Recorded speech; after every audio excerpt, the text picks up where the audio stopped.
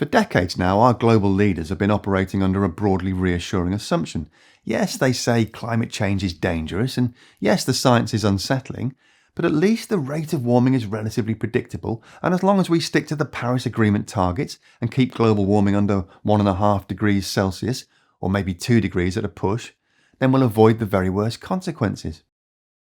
So that's not going too well, is it? The last 3 years have been, on average, about 1.4 degrees Celsius warmer than pre-industrial times, and it's now pretty much universally accepted that there's no way we'll be stopping our civilizational juggernaut careering through the 1.5 degrees Celsius target in the next few years. But what if it's not just additional warming, but the rate of warming itself that's changed? What if the physics of the very system, not the misguided politics, not the disingenuous pledges, but the underlying energy imbalance of the planet, has shifted in a way that our models haven't quite kept pace with? And what if we've been running a gigantic accidental geoengineering experiment for the last century without even realising it? Well, that's essentially the argument put forward in a brand new publication from the Institute and Faculty of Actuaries, whose work I've covered several times in previous videos. And let me tell you, this one is a doozy.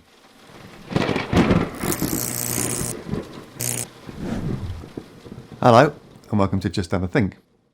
Now, if you've been watching this channel for a while, you'll know that I've covered all of the IFOA's most recent work on climate risk management. I did a whole video on their original Emperor's New Climate Scenarios report back in 2022, then another one on their Climate Scorpion scenario, and most recently a comparison between JP Morgan's Climate Intuition paper and the IFOA's Planetary Solvency work. And in pretty much every one of those videos, the actuaries have been consistently sounding an alarm bell that's noticeably louder than anything coming out of the mainstream climate policy world. This new paper, which has been produced in conjunction with a brilliant group of researchers at the University of Exeter and the Climate Crisis Advisory Group, headed by Sir David King, continues that trend, but it's even more urgent than their previous analyses. So what are they saying? Well, in simple terms, the actuaries argue that we're now at risk of moving into a period of accelerated warming, potentially taking us past 2 degrees Celsius before 2050, even if emissions start falling. That's a big claim.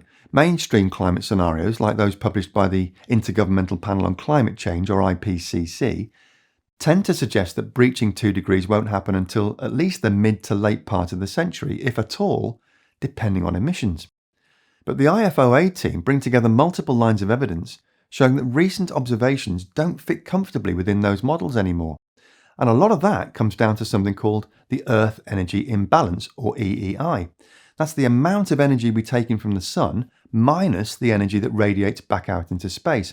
If the incoming exceeds the outgoing, the planet heats up. And according to satellite data, especially the Ceres instrument, this imbalance has been increasing much faster than expected over the last 2 decades.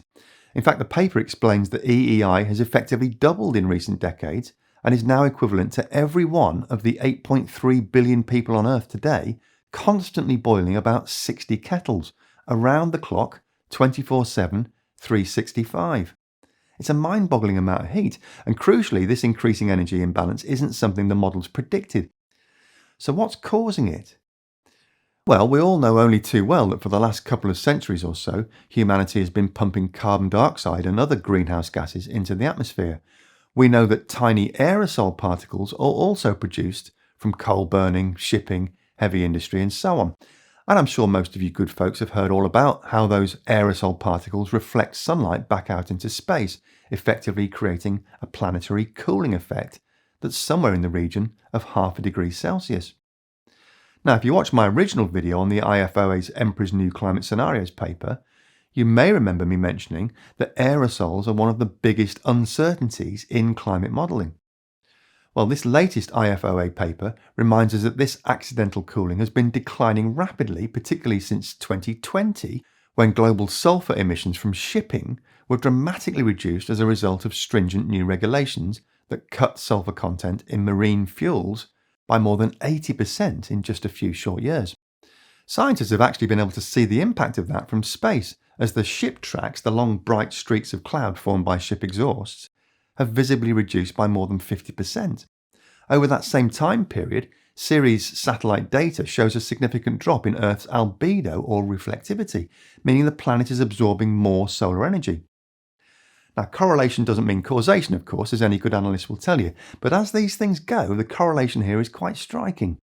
The IFOA actuaries argue that the two things are linked and that we've effectively removed a global cooling mechanism, or a parasol as they put it, that had been masking some of the warming we humans have been causing. And now without that parasol, the true underlying warming trend is becoming visible, and it's faster than we thought.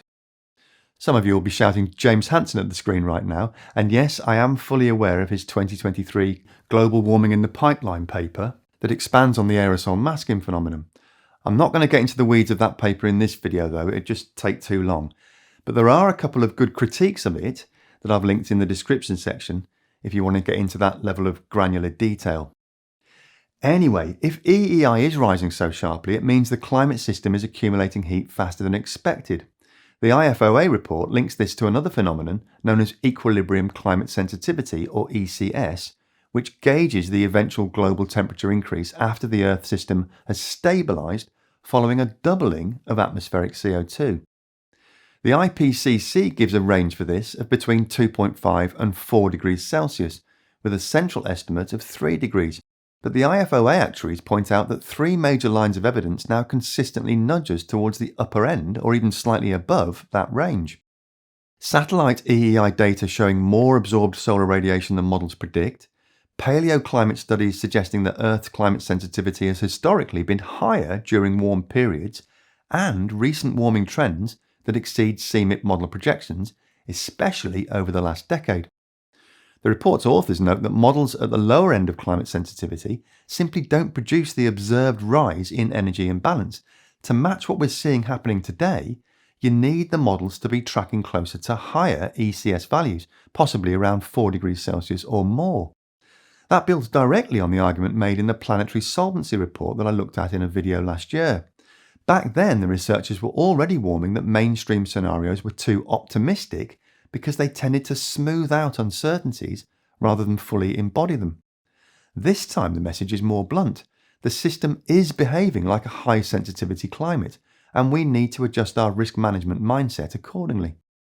The report points out many of the tipping points that we've talked about quite often on the channel: the accelerating melt of the Greenland and West Antarctic ice sheets, the weakening Atlantic Meridional Overturning Circulation, or AMOC, Amazon rainforest dieback, permafrost thaw, and Arctic sea ice decline, and they argue that many of these systems are already showing early signs of destabilisation.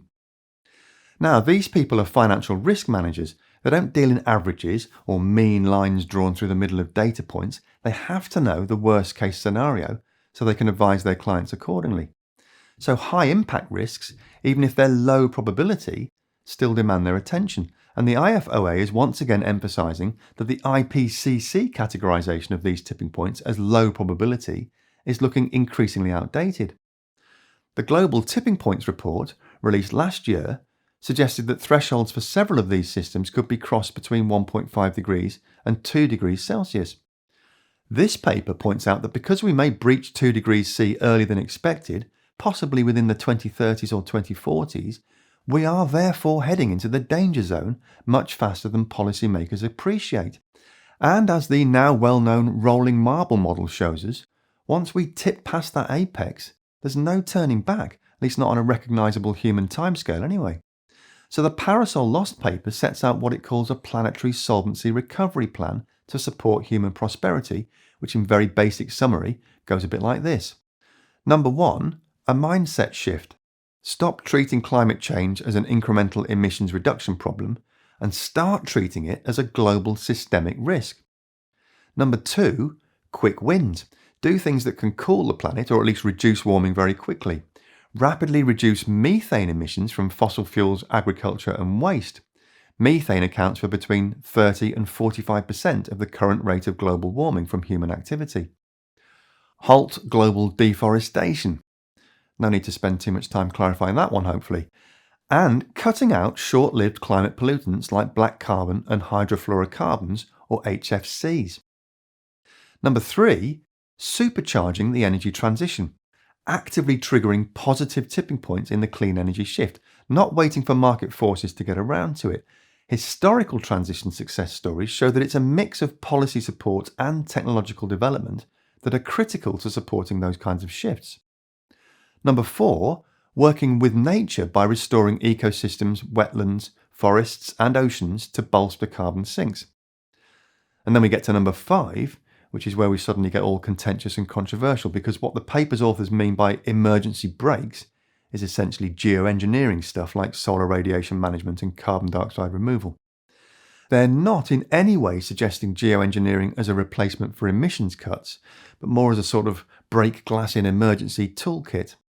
They're certainly not saying we've got to deploy these unproven technologies immediately. In fact, they point out the very serious potential risks, like what would happen if we started and then stopped, something known as termination shock, where temperatures could suddenly spike back up again, like someone finishing a diet and then abruptly putting back on all the weight they'd lost. There are also uncertain secondary effects of solar radiation management, as well as climate justice and equity issues, governance challenges, and the moral hazard of such measures breeding complacency in our drive to reduce emissions in the first place. Geoengineering, as I've said on many occasions over the years, is a complete minefield. What the paper's authors are saying, though, is that as risk managers, it would be irresponsible not to at least fully examine and understand all the pros and cons given the accelerating trends. Risk assessments, the paper concludes, must assess the risk of actions against the risk from unmitigated climate change, sometimes called risk assessment, rather than a hypothetical world without climate change. Without such holistic analysis, discussions risk bias toward the status quo, underestimating the dangers of inaction. Now, I know there are strong opinions out there on both sides of the climate action argument, so if you're keen to express your view, then the place to leave your thoughts is in the comment section below. That's it for this week though. A massive thank you, as always, to the good folks over at Patreon and also at the Buy Me a Coffee and PayPal platforms and the YouTube Super Thanks supporters, all of whom enable me to make my weekly videos without ever having to resort to ads or sponsorship messages. And most important of all, thanks very much for watching. Have a great week, and remember to just have a think. See you next week.